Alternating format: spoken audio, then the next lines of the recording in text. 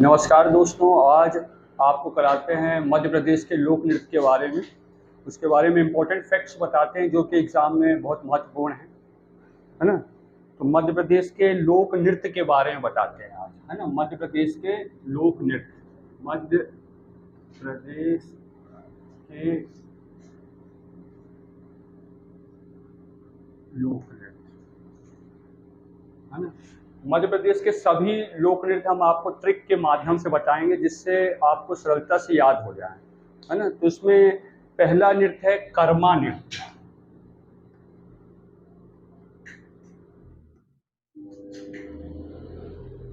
कर्मा नृत्य, कर्मा नृत्य किस जनजाति द्वारा किया जाता है? गोंड जनजाति के द्वारा, है ना। मध्य प्रदेश में जो कर्मा नृत्य किया जाता है वो किस जनजाति के द्वारा किया जाता है? गोंड जनजाति के द्वारा किया जाता है। अब इस क्वेश्चन को कैसे याद रखेंगे, है ना, कि कर्म हमारे गुण है ना। इसको कैसे याद रखेंगे? कर्म हमारे गुण है,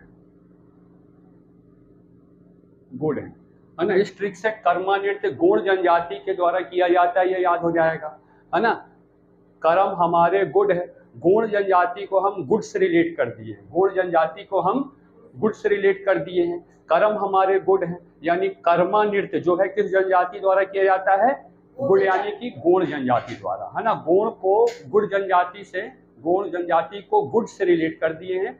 इसका अर्थ ये कि कर्म हमारे गुड हैं, है ना। ये सरलता से याद हो गया कि कर्मा नृत्य किस जनजाति के द्वारा किया जाता है? गोंड जनजाति के द्वारा किया जाता है। दूसरा बताते हैं परध्वनि नृत्य। परध्वनि, हाँ, परध्वनि नृत्य, परध्वनि नृत्य किया जाता है बैगा जनजाति द्वारा, है ना। मध्य प्रदेश में परध्वनि नृत्य किस जनजाति के द्वारा किया जाता है? मध्य प्रदेश में परध्वनि नृत्य बैगा जनजाति के द्वारा किया जाता है।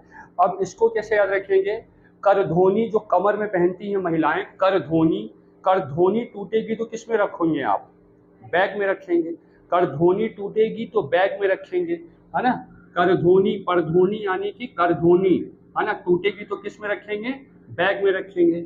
यानी कि परधोनी नृत्य किस जनजाति के द्वारा किया जाता है? बैगा जनजाति के द्वारा। इसको कैसे याद रखेंगे कि करधोनी टूटेगी तो बैग में रखेंगे, है ना। करधोनी टूटेगी तो बैग में रखेंगे। इस क्वेश्चन में परधोनी को हम करधोनी से रिलेट कर दिए, है ना। परधोनी को किस रिलेट कर दिए हैं? करधोनी से रिलेट कर दिए हैं। और बैगा जनजाति को बैग से रिलेट कर दिए हैं, है ना। करधोनी टूटेगी तो बैग में रखेंगे। करधोनी यानी कि परधोनी, परधोनी नृत्य किस जनजाति के द्वारा किया जाता है? बैगा जनजाति के द्वारा किया जाता है। एकदम सिंपल से याद हो गया, है ना। कर्म हमारे गुड हैं, है ना, गुड हैं, गुड यानी कि गोंड, यानी कि कर्मा नृत्य गोंड जनजाति के द्वारा किया जाता है। परधोनी नृत्य, करधोनी टूटेगी तो बैग में रखेंगे, बैग यानी कि बैगा जनजाति के द्वारा परधोनी नृत्य किया जाता है ना। अब तीसरा बताते हैं सैला नृत्य। सैला नृत्य, सैला नृत्य, सैला नृत्य किया जाता है गोंड जनजाति के द्वारा, है ना। सैला नृत्य किया जाता है गोंड जनजाति के द्वारा। इसको कैसे याद करेंगे? सैला नृत्य किया जाता है गोंड जनजाति के द्वारा, सैला नृत्य किया जाता है गोंड जनजाति के द्वारा।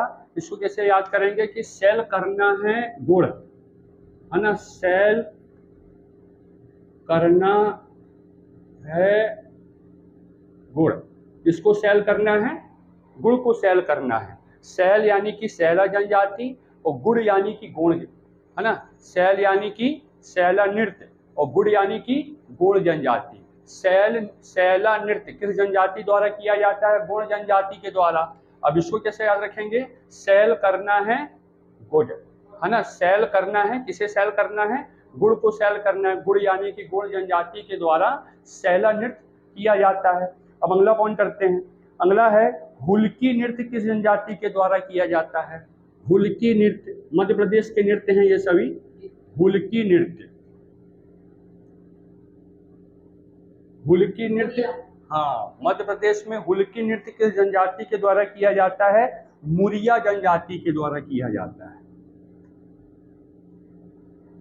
मध्य प्रदेश में हुल्की नृत्य किस जनजाति के द्वारा किया जाता है? मुरिया जनजाति के द्वारा किया जाता है।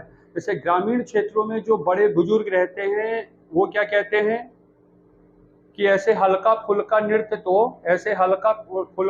तो हमारे मोड़ा मोड़ी कर लेते हैं, मोड़ा मोड़ी कर लेते, मोड़ी यानी कि उड़िया, है ना। हल्का फुल्का नृत्य तो इसका ट्रिक लिखिएगा, हल्का फुल्का नृत्य तो हमारे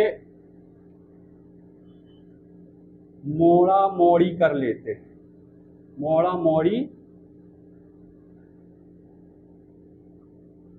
कर लेते हैं, है ना। ग्रामीण परिवेश में, ग्रामीण एरिया के बड़े बुजुर्ग क्या कहते हैं कि ऐसे हल्का फुल्का नृत्य तो हमारे मोड़ा मोड़ी कर लेते हैं, है ना। हल्का फुल्का नृत्य कौन कर लेते हैं? मोड़ी कर लेती है ना। मोड़ी यानी कि मुड़िया जनजाति के द्वारा हुल्की नृत्य किया जाता है। मध्य प्रदेश में हुल्की नृत्य किस जनजाति द्वारा किया जाता है? मुड़िया जनजाति के द्वारा किया जाता है ना। जैसे अभी क्या बताए कि कर्मा नृत्य, कर्म हमारे गुड़ है यानी कि गोड़, यानी कर्मा नृत्य किस जनजाति के द्वारा किया जाता है? गोड़ जनजाति के द्वारा, है ना। परध्वनि नृत्य, करध्वनि टूटेगी तो किस में रखेंगे? बैग में रखेंगे, बैग यानी कि बैगा जनजाति के द्वारा। परध्वनि नृत्य बैगा जनजाति के द्वारा किया जाता है। सैला नृत्य, सैल करोगे गुड़ को, गुड़ यानी कि गोड़ जनजाति। सैला नृत्य किस जनजाति के द्वारा किया जाता है? गोड़ जनजाति के द्वारा किया जाता है। हुल्की नृत्य, हल्का फुल्का नृत्य तो हमारे मोड़ा मोड़ी कर लेते हैं, मोड़ा मोड़ी, मोड़ी यानी कि मुड़िया, यानी कि हुल्की नृत्य। मध्य प्रदेश में हुल्की नृत्य किस जनजाति के द्वारा किया जाता है? मुड़िया जनजाति के द्वारा किया जाता है। इसी के आगे कंटिन्यू करते हैं, इसी के आगे लिखिएगा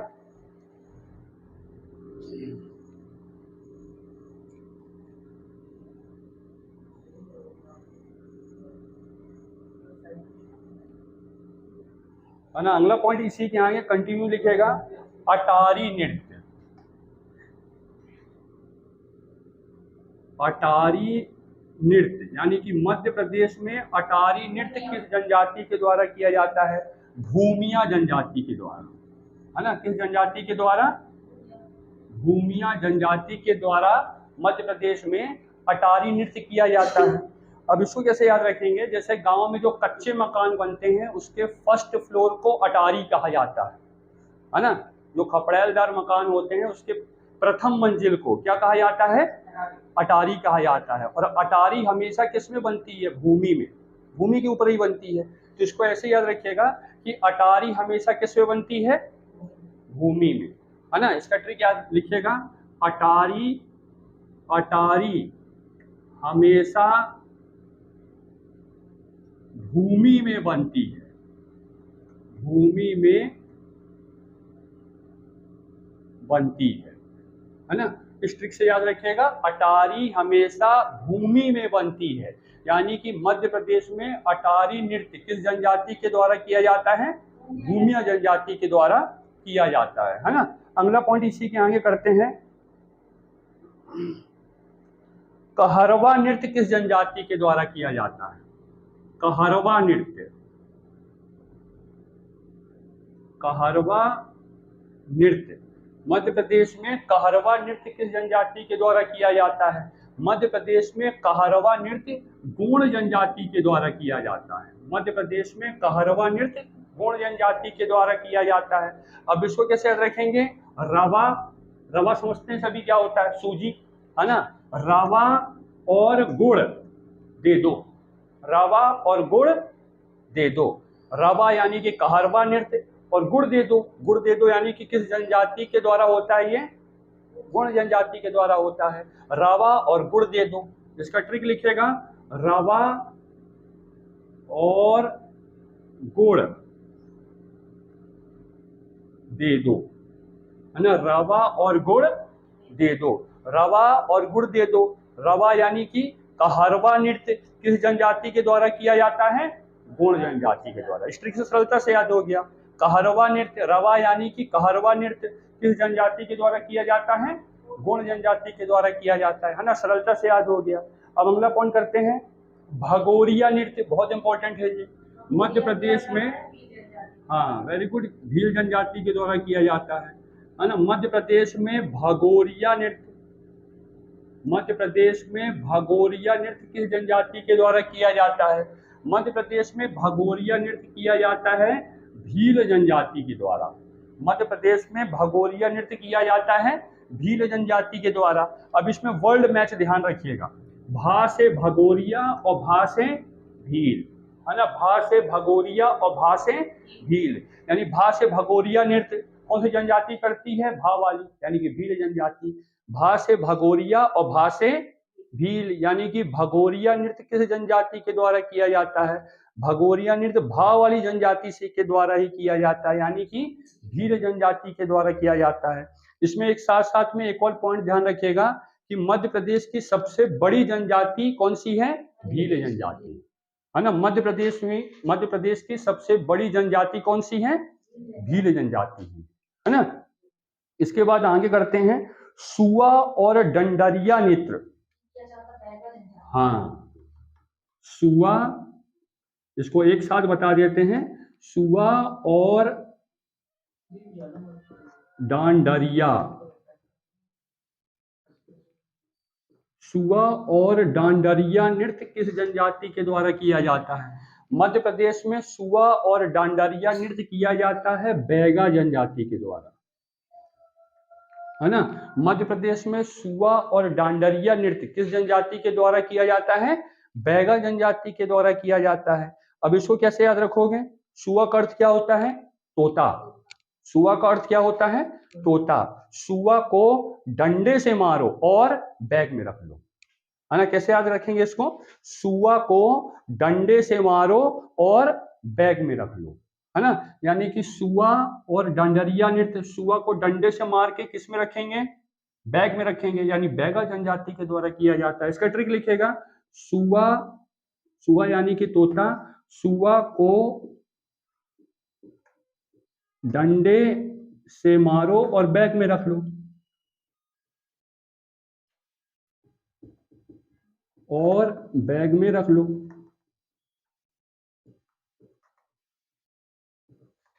है ना। इस ट्रिक से सरलता से याद हो जाएगा, बहुत इंपॉर्टेंट पॉइंट है ये। सुआ और डांडरिया नृत्य किस जनजाति के द्वारा किया जाता है ना। सुआ को डंडे से मार के किस में रखेंगे?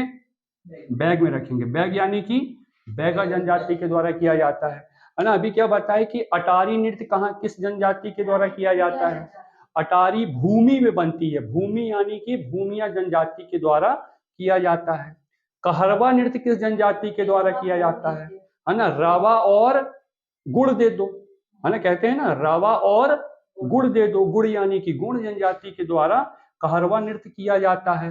भगोरिया नृत्य किस जनजाति के द्वारा किया जाता है? भा से भगोरिया और भा वाली ही जनजाति यानी कि भील, भा से भगोरिया और भा से भील जनजाति के द्वारा भगोरिया नृत्य किया जाता है।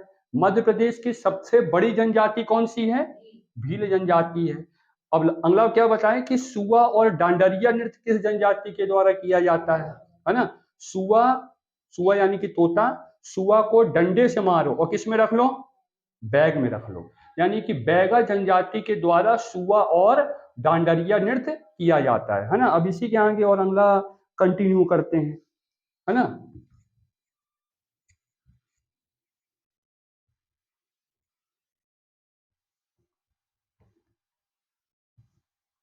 अब अगला पॉइंट है कोल दहकी नृत्य। कोल दहकी नृत्य, है ना। हाँ, कोल दहकी नृत्य, है ना। मध्य प्रदेश में कोल दहकी नृत्य किस जनजाति के द्वारा किया जाता है? ये तो इसी से समझ में आ रहा है कि कोल जनजाति के द्वारा किया जाता है ना। कोल दहकी नृत्य किस जनजाति के द्वारा किया जाता है? कोल जनजाति के द्वारा किया जाता है ना। ये मध्य प्रदेश में अधिकतर सतना और रीवा क्षेत्रों में पाई जाती है कोल जनजाति, है ना। तो कोल दहकी नृत्य किस जनजाति के द्वारा किया जाता है?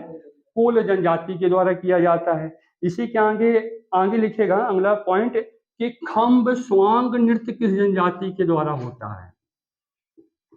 खम्ब, हाँ, खम्ब स्वांग नृत्य, खम्ब स्वांग नृत्य किस जनजाति के द्वारा होता है? मध्य प्रदेश में खम्ब स्वांग नृत्य कोरकू जनजाति के द्वारा, मध्य प्रदेश में खम्ब स्वांग नृत्य किस जनजाति के द्वारा होता है? कोरकू जनजाति के द्वारा होता है ना। अब इसको कैसे याद रखेंगे?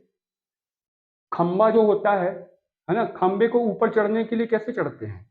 खम्बे को, खम्बे खम्बे के कोर को पकड़ पकड़ के ऊपर चढ़ो, खम्बे के कोर को, कोर यानी कि किनारा, खम्बे के कोर को पकड़ कर ऊपर चढ़ो, ऐसे याद रखिएगा।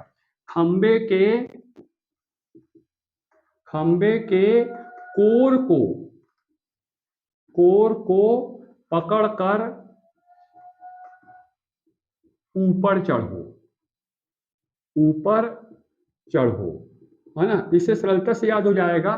खम्बे के कोर को पकड़कर ऊपर चढ़ो, खम्बे के यानी खम्ब स्वांग नृत्य, है ना, कोर को पकड़कर यानी कोरकू जनजाति द्वारा किया जाता है। खम्बे के कोर को पकड़कर ऊपर चढ़ो, खम्बे यानी कि खम्ब स्वांग नृत्य, और कोर को यानी कि कोरकू जनजाति, यानी कि खम्ब स्वांग नृत्य किस जनजाति के द्वारा किया जाता है?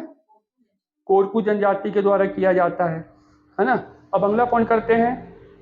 अगला है कि बिमला नृत्य किस जनजाति के द्वारा होता है? हाँ, बिमला नृत्य, है ना। ये एमपीएसआई के पेपर में आया था कि मध्य प्रदेश में बिमला नृत्य किस जनजाति के द्वारा किया जाता है? मध्य प्रदेश में बिमला नृत्य बैगा जनजाति के द्वारा किया जाता है ना। मध्य प्रदेश में बिमला नृत्य किस जनजाति द्वारा होता है? बैगा जनजाति के द्वारा होता है। अब इसको भी कैसे याद रखेंगे कि बिमला जो है ना, बिमला कौन है? बैगा है, बिमला बैगा है ना। इसको ऐसे याद रखिएगा, बिमला बैगा है, बिमला बैगा है ना, बिमला बैगा है ना। सिंपल से याद हो गया, बिमला बैगा है, यानी बिमला बैगा है, यानी बिमला नृत्य किस जनजाति द्वारा होता है? बैगा जनजाति के द्वारा किया जाता है। इसी के आगे अगला पॉइंट लिखिएगा, सैताम नृत्य किस जनजाति के द्वारा होता है? सैताम नृत्य, हाँ, सैताम नृत्य, सैताम नृत्य किस जनजाति के द्वारा होता है? सैताम नृत्य किया जाता है भारिया जनजाति के द्वारा। सैताम नृत्य किया जाता है मध्य प्रदेश में, सैताम नृत्य भारिया जनजाति के द्वारा किया जाता है। अब इसको कैसे याद करेंगे, है ना, कि आपका लड़का भारी शैतान है ना। भारी से भारिया को रिलेट कर दिए और शैतान से शैतान को रिलेट कर दिए। आपका लड़का भारी शैतान है, भारी यानी कि भारिया और शैतान यानी कि शैतान, यानी कि भारिया जनजाति के द्वारा शैतान नृत्य किया जाता है। आपका लड़का, इसका ट्रिक लिखिएगा, आपका लड़का भारी शैतान है, भारी शैतान है ना। तो शैतान को शैतान समझना है ना, यानी कि शैतान को किससे रिलेट कर दिए हैं? शैतान से। और भारी को किससे रिलेट कर दिए हैं? भारिया से, है ना। यानी कि भारिया जनजाति के द्वारा शैतान नृत्य किया जाता है ना। भारिया जनजाति के द्वारा शैतान नृत्य किया जाता है ना।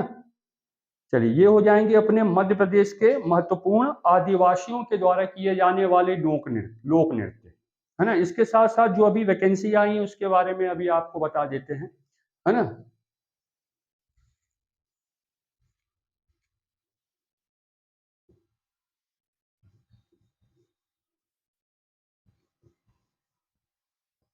अभी प्रेजेंट में तो एसएससी की वैकेंसी चल रही है, प्रेजेंट में तो एसएससी की वैकेंसी चल रही है। एसएससी की कौन सी वैकेंसी चल रही है अभी? हेड कांस्टेबल मिनिस्ट्रियल की, है ना। दिल्ली पुलिस में हेड कांस्टेबल, है ना, हेड कांस्टेबल मिनिस्ट्रियल की वैकेंसी चल रही है, है ना। अभी वर्तमान में दिल्ली पुलिस की हेड कांस्टेबल की मिनिस्ट्रियल की वैकेंसी चल रही है, जिसकी लास्ट डेट कितनी है इसकी लास्ट डेट है 15 जून, है ना। इसकी लास्ट डेट है 15 जून और लास्ट डेट के 2-3 महीने बाद पेपर हो जाएगा। इसमें जो अभी आपका सबसे पहला पेपर होगा उसमें 4 भाग आएंगे, पहला, दूसरा, तीसरा और चौथा, है ना। पहले में क्या आ जाएगा अपना जीके, है ना। दूसरे में आ जाएगा अपना रीजनिंग, है ना। तीसरे में क्या आ जाएगा मैथ्स और चौथे में आ जाएगा अपना इंग्लिश, है ना। ये 4 पोर्शन आएंगे अभी Delhi police head constable ministerial में, है ना। जनरल नॉलेज, रीजनिंग, मैथ्स और इंग्लिश। इसके साथ साथ एक और चीज ध्यान रखिएगा कि एसएससी में हमेशा 1/3 की माइनस मार्किंग होती है, 1/3 की माइनस मार्किंग है, इसमें निगेटिव मार्किंग है, 1/3 की निगेटिव मार्किंग है इसमें, है ना। तो ध्यान पूर्वक इसको सॉल्व करना है इसका पेपर, है ना। और इसके भी बैच चल ही रहे हैं शाम को 4 बजे से अपने क्लास में, है ना। जो भी बच्चे अटेंड करना चाहते हैं वो अटेंड कर सकते हैं, है ना। अभी प्रेजेंट में तो सबसे पहले वैकेंसी यही चल रही है अभी, है ना, दिल्ली पुलिस में हेड कांस्टेबल मिनिस्ट्रियल की। लास्ट डेट क्या है इसके फॉर्म भरने की? 15 जून। इसमें 4 पोर्शन आएंगे, जनरल नॉलेज, रीजनिंग, मैथ्स और इंग्लिश, है ना। 25-25 क्वेश्चन आने हैं, 25-25 क्वेश्चन आने हैं, 25, 25, 25 और 25, यानी 25 चौको 100 क्वेश्चन हो गए। और इसमें 1/3 की क्या है? माइनस मार्किंग है ना। इसके साथ साथ अभी कुछ समय बाद एमपीएसआई की वैकेंसी आएगी, यानी एमपीएसआई की वैकेंसी आएंगी। तो एमपीएसआई में 2 पेपर होते हैं, है ना। एमपीएसआई में 2 पेपर होते हैं, दोनों ऑब्जेक्टिव पेपर होते हैं। एमपीएसआई में 2 पेपर होते हैं, दोनों पेपर, ये फर्स्ट पेपर हो गया और ये हो गया अपना सेकंड पेपर। और दोनों पेपर जो हैं वो ऑब्जेक्टिव टाइप के रहते हैं, ऑनलाइन, है ना। पहला पेपर जीके का होता है और दूसरा पेपर हिंदी प्लस इंग्लिश का होता है, हिंदी प्लस इंग्लिश का होता है। दोनों 100-100 मार्क के रहते हैं, ये भी 100 मार्क्स का रहता है, ये भी 100 मार्क्स का रहता है ना। अब इसमें आता क्या क्या है? इसमें जीके, मैथ्स और रीजनिंग, है ना। ये 3 चीजें आएंगी, जीके, मैथ्स और रीजनिंग, इसमें 3 चीजें आएंगी, है ना। और पूरा पेपर कितने नंबर का होगा? 100 मार्क्स का रहेगा। हिंदी इंग्लिश का जो सेकंड पेपर होगा वो भी 100 मार्क्स का होता है ना। जिसमें से कि हिंदी जो है वो 70 नंबर की रहती है अपनी, 70 मार्क की, और इंग्लिश कितने की रहती है? 30 मार्क, है ना। तो एक वैकेंसी तो अभी ये कमिंग सून है, मध्य प्रदेश एसआई की वैकेंसी, जिसमें 2 पेपर होंगे, दोनों पेपर ऑब्जेक्टिव होंगे, ऑनलाइन के होंगे, और इसमें माइनस मार्किंग नहीं होती, है ना। इसमें माइनस मार्किंग नहीं होती। दोनों पेपर में पहला पेपर होगा जीके का, है ना, और दूसरा पेपर होगा हिंदी और इंग्लिश का, है ना। दोनों पेपर जो हैं 100 मार्क्स के रहते हैं, यानी 200 मार्क्स के हो गए। पहले पेपर में जीके, मैथ्स और रीजनिंग आएगी, और सेकंड पेपर में 70 मार्क्स की आएगी हिंदी और 30 मार्क्स की आएगी इंग्लिश, यानी 100 टोटल पेपर कितने का हो गया? 200 मार्क्स का पेपर हो गया। अब 200 मार्क्स में ही अपनी मेरिट बनेगी, है ना। तो आज के लिए इतना ही करते हैं दोस्तों।